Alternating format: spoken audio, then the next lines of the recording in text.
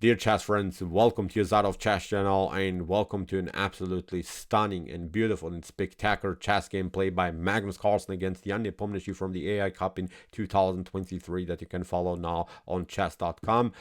This game I think you can use if you want to study opening theory, if you want to study middle game plans, middle game ideas, middle game tactics. I think this is also a beautiful chess game for you. But if you are really bothered by the endgame stage, if you want to study chess endgames, this is a really perfect game for you, because here in one single game, we'll see so many progressive, beautiful, spectacular ideas introduced to us. Really crazy what happened. In my opinion, this is really one of the best chess endgames that I've seen, at least in 2023.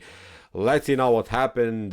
It's almost impossible what these two top GMs are doing, because this is a fast time format. This is a rapid chess game, and they're playing almost a perfect game, in my opinion. So far, the best chess game from the AI Cup in 2023. So let's see now what happened with the white pieces. Magnus opened with the move e4. Jan Nepomniachtchi's response was e5. And if you are bothered to meet knight f3 in some different lines, I think the pattern of defense, the Russian game, is perfectly fine. So I think from an opening theory point of view, I think the pattern of defense is really a progressive method in which you can simplify the game enough, in which you can equalize the game, and that's exactly what you are trying to do with the black pieces. So far, good choice by Nepo to go into the Russian game. Knight takes e5, we have d6, knight to f3, knight takes e4, d4, d5. So we have now a certain symmetry here in the center of the board, and here we have the classical attack with the move bishop to d3, bishop to d6, the Marshall variation, kingside castling. After kingside castling, we have now the move c4, and now we have the Staunton variation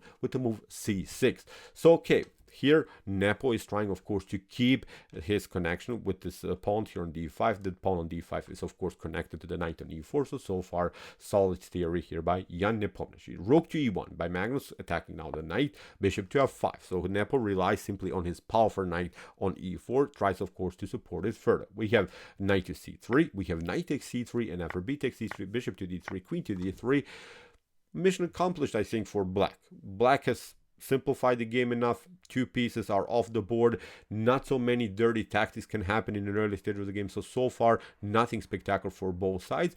But if you are, again, not reacting correctly, you could face many positional problems. For instance, if you try queen to c7, if you don't want to take out now the pawn on c4, then the problem is now after something like c5, you see suddenly white is rolling with the pawns here on the queen side. You have to play bishop to f4, bishop takes f4, and then rook to e7 here is very dangerous to handle. The b7 pawn is weak, so it's not a good continuation anymore for black. So that's why you have to release the pressure with d takes c4. That's, of course, the move that Nepo played. After queen to c4, the main strength and the main positional advantage that, of course, white is here is the open b file. Of course, the b7 pawn is now structural weakness. It's, of course, a clear target in white's attack. Also, the c3 d4 structure is interesting because it's a mobile pawn structure. We can play maybe c4 d5, again maybe c4 c5. So we have progressive ideas here with these two pawns, and also with this powerful rook on the b file. So at least you gained something. But as I said,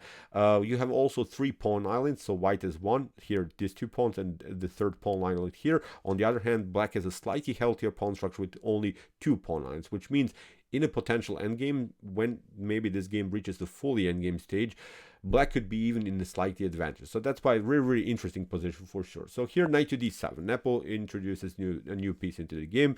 Important move, also trying, of course, to play knight to f6. We have queen to b3. Magnus attacks now the pawn immediately. Queen to c7, building this powerful queen and bishop battery and hitting also the pawn on h2. We have c4 by Magnus. As I said, now the pawns are rolling, at least something. Nothing spectacular, but at least something. The pawns are mobile here. They create, of course, also a restriction here. You cannot jump, of course, with your minor pieces here from black's perspective. So rook from f to e8.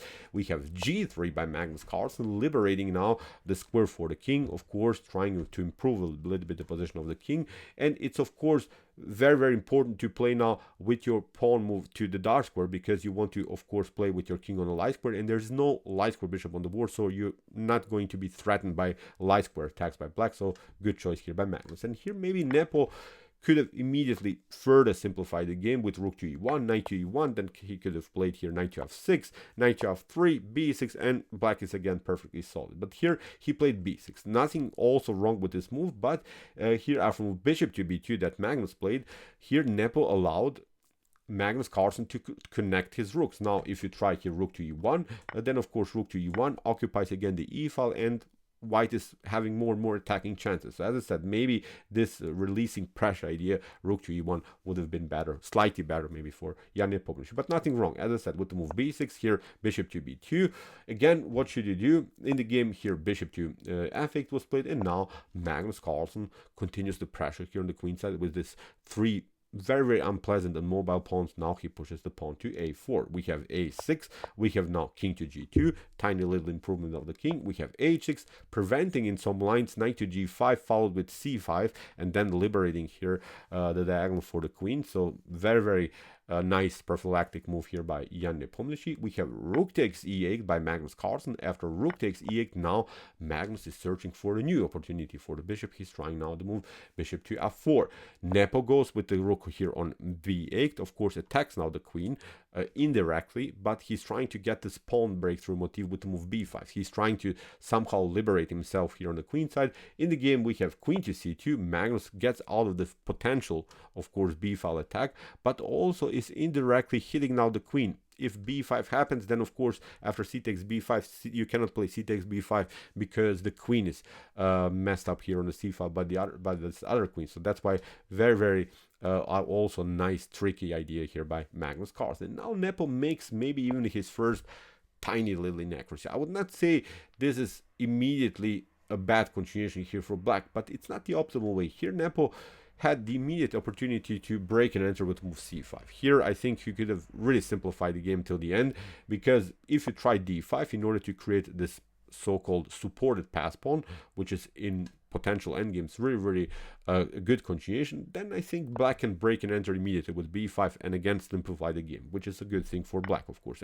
you can play a takes b5, a takes b5, you can hit this one, but now we can pick up this one.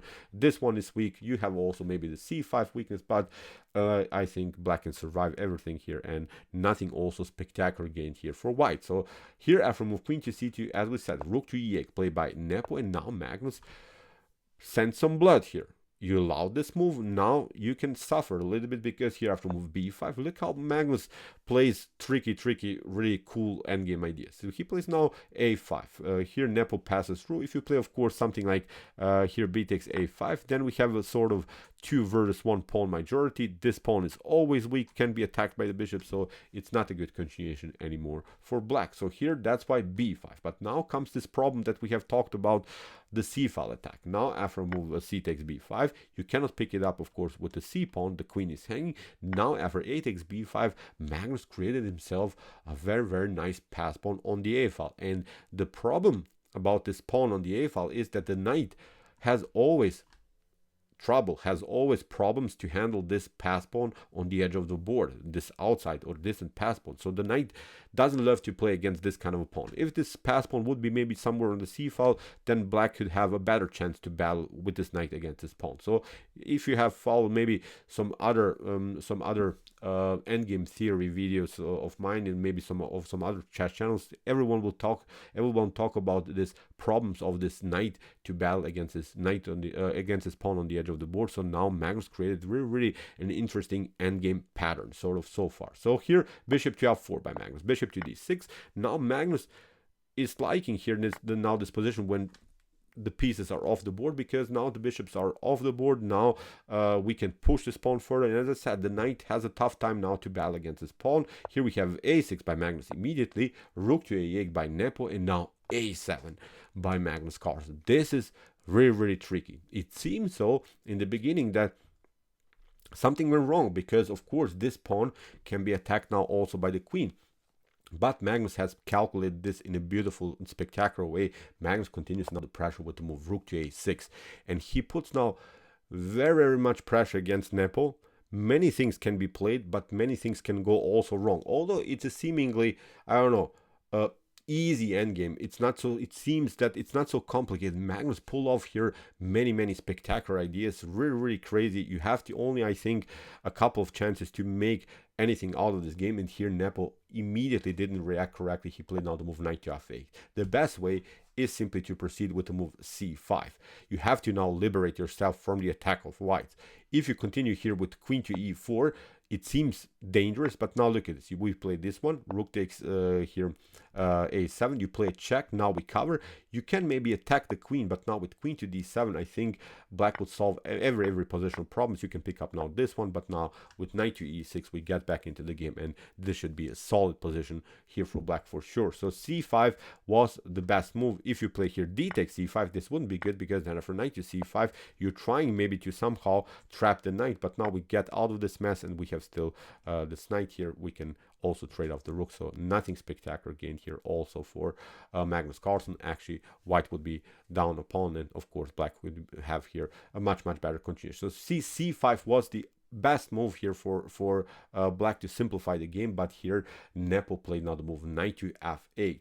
Let's see also different opportunities. For instance, if you try here rook takes a7, then Magnus Carlsen has prepared here really some brutal tactics. Look at this, how Magnus creates wild ideas in a seemingly drawish position. Look at this, rook to c6, you step back, we deliver a check. You cannot of course play here, you have to cover. Now we play queen to c5, and now this is already messy here. So now we can of course also attack now this pawn. You can of course play queen to e7, we hit now this pawn on b5, and white is continuing game with an extra pawn. So this is not working, but Nepo played now knight to f8 instead of this move c5. What should white do?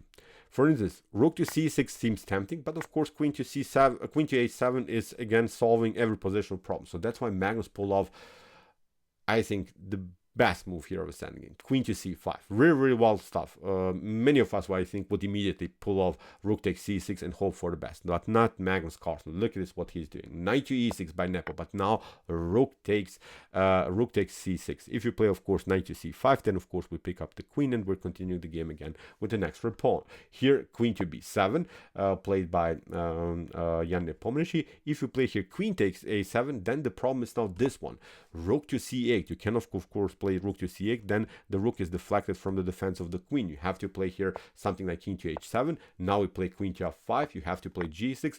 We pick up now the queen. You have to now take it also. Now look at this, queen to f7. You have to cover. Now we play d5. The queen is connected to the square d5. You have to bring the queen in between, and now look at this, knight to d4, knight to e6. Huge threats here already in black's camp. So you see very tricky moves here by Magnus Carlsen. So also queen takes a7 is not working here. Crazy what Magnus is doing. So that's why queen to b7 here by Nepo. The queen is still hanging by Magnus, so that's why he played now queen to b6. We have rook takes a7, and now d5. This is the way to go. And again, what should you do? Maybe Nepo should have realized that he's really in huge trouble. He should have probably played here queen to b6. Look at this, after rook to b6, you have to step back. We push the pawn further. Now we deliver a check, and now we pick up the pawn on b5. Maybe in a crazy situation you can survive this, but Nepo of course saw this particular sequence, and then he tried knight to f8, but now Magnus continues the pressure. Queen to c5. If you play something like rook to a8 here, then rook to c7, very dangerous. You have to step back. Queen to e7 is going to happen. You have a weak f7 pawn.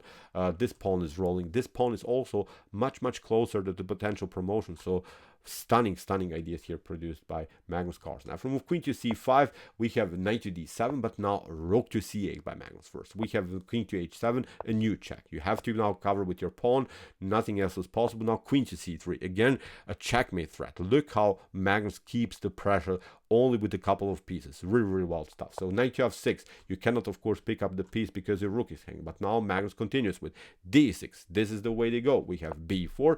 What should you do? Again, we cannot take because the rook is hanging. Now Magnus plays queen to c7. Good move here, and now Nepo is trying to liberate himself some squares for the king, because this is huge pressure what Magnus Carlsen created. And now Magnus plays the beautiful move queen takes b7. After rook takes b7, we have rook to c7. Both pieces here, the pawn on f7 and the rook, are lined up on the 7th rank. You cannot pick it up, of course, because now after something like d takes c7, you cannot catch up the pawn anymore. So that's why after rook to c7, we have rook to b5 by Nepomniachtchi, but now rook takes f7 by Magnus Carlsen. Really, really crazy position. Nepo steps back here to g6, and now another beautiful follow-up, d7. That had to hurt. Look at this. You cannot pick up the rook. The queen will be promoted. You cannot, of course, take with the knight. You will simply pick up the knight. Now the rook is hanging, but the rook is also very, very progressive here. Nepo tried to battle rook to d5, but now another brilliant move. Look at this. Knight to e5 connects now the knight to the rook, delivers also check. Again, you cannot pick up here the knight because we have a potential promotion. So you have to play king to f5, but now knight to g4. Really, really, really crazy move here by by Magnus Carlsen. If you play, of course, rook takes d7 here, then rook to f6. Very, very messy here for black to handle because you cannot pick up the knight. You're running into a forced checkmate. Look at this, f3, you play king to h5, we play g4, you have to step back to h4, and now rook to h6 is a beautiful, beautiful checkmate. So many crazy ideas here by Magnus. So after move knight to g4 and maybe rook to d7, as we said, rook takes f6. If you step back here, of course, then we simply grab the piece, and again the game is over. So that's why after knight to g4 here, Nepo tried king takes g4, but now comes another beautiful move here by Magnus. Rook takes f6, and it seems, of course, that you can pick up now the pawn, but the issue is here after king to h5, Nepo is trying to escape. If you pick it up, of course, then you're running into the same pattern that we have seen before. Rook to h4, king to h4, rook to h6. It's, of course, winning checkmate here. So that's why after rook to f6, Nepo tried king to h5, but now Magnus plays the beautiful calm move h3, and in this particular position Nepomniachtchi resigns. So there's nothing that can be done. As we saw, if you pick up now the piece here on d7, then we have seen g4, rook to h6 is winning the game. Here after move h3, you could maybe try g4, but now the winning idea is a beautiful rook to f5. Really, really wild stuff. Deflecting now the rook from the defense of the square d8. You can, of course, play it, but now we can even allow ourselves here the move h takes g4. First, you have to take it out. Now we promote the queen. The game is over again here for black. So, what you say? This is epic chess endgame played by Magnus Carlsen. Incredible performance. And Magnus Carlsen, believe me or not, he played here with 99-point accuracy without inaccuracies, mistakes, or blunders in a rapid chess game. This is immortal. Congratulations to Magnus. Awesome game. Although, as I said, in the beginning, it didn't seem to me that it could be complicated. It was a Petrov, probably a draw, you know, they know their stuff, but how Magnus is playing this endgame, it's really, really amazing. It's really, really incredible. So, okay, I hope that you enjoyed this game. I really enjoyed it a lot. Interesting endgame ideas here by Magnus Carlsen. Really, really cool game. If you want to see more Magnus Carlsen's chess games, also check out our other commented chess games here on my YouTube chat channel. Here's the link of our playlist. And if you want to see maybe even more brutal chess games, check out our commented chess games played by computers. Here's also the link, and if you like this content, don't forget to subscribe to my channel. See you soon with some more videos, and what to say, chess is the best, of course.